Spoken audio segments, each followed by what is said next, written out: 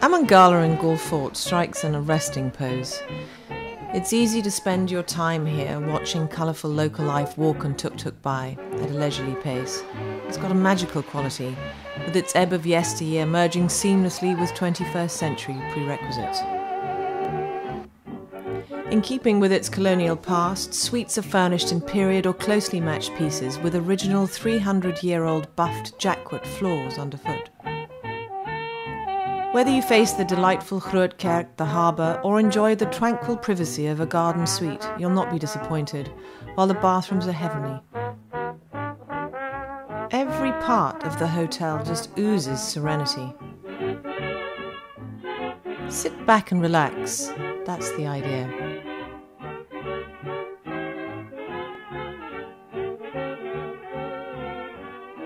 Or simply soak beneath the tropical heat.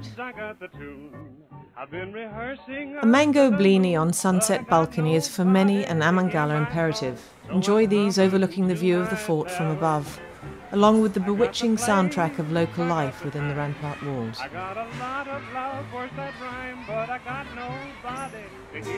The landmark Dutch Reformed church beside the hotel has typical gables, a high wooden ceiling, and enchanting arched stained glass windows, along with some very personal gravestones facing Amangalla. The fort houses 8 different religious institutions and is today a most outstanding example of a fortified city blending European architecture and South Asian traditions. Galle Fort was built in 1558 by the Portuguese, was taken over by the Dutch in the 17th century and colonised by the British in 1796. The patina of this tumultuous history is richly unravelled during your guided rampart walk. It's also here you will do nearly all your shopping, for those coveted gems, the bejewelled caftans, shot silk and funky posters. The pace is enjoyably laid back, but there's a lot to do, so you need to stay here at least 3 days. Amangalla is also an excellent base from which to enjoy the nearby temples, beaches, turtles, dolphins and blue whales. A short drive from here is Wijaya Beach, a shabby chic restaurant and bar smack on the ocean, a regular rendezvous haunt for sundowners amongst locals and expats. Whilst 10 minutes away is Koskoda Turtle Hatchery, where we released 24-day-old turtles, along with a prayer that at least one would survive the treacherous journey ahead. Half an hour from the hotel is the 1200-year-old Yatagala temple. Set above paddy fields and a monk school, it was built with nature-defying determination out of vast boulders and rock face.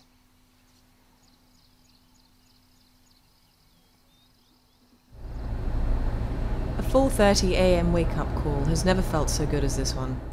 Filled with anticipation and a breakfast prepared by Amangalla, I set off with around 20 others from Marissa Harbour in the hope of seeing the world's largest mammals.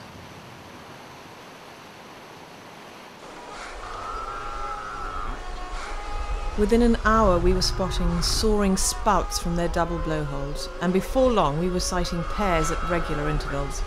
Most blue whales migrate between higher and lower latitudes, but this slightly shorter subspecies are now resident in these waters, offering these endangered species a safe marine sanctuary.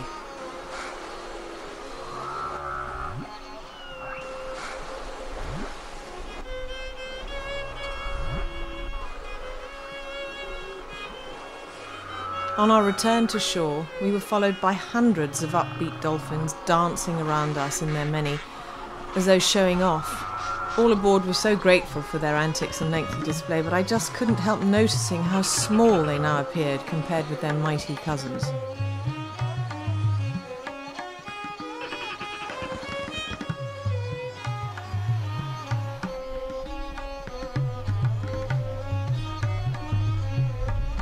A return to base feels special. It becomes your tropical, colonial and cosmopolitan residence during your stay in Galle Fort. A place to enjoy sensational food in an atmosphere that delights in the spirit of its past. It's the perfect place to start and finish your journey into this bewitching and beguiling island. In fact, it's so good here, you might just want to dance.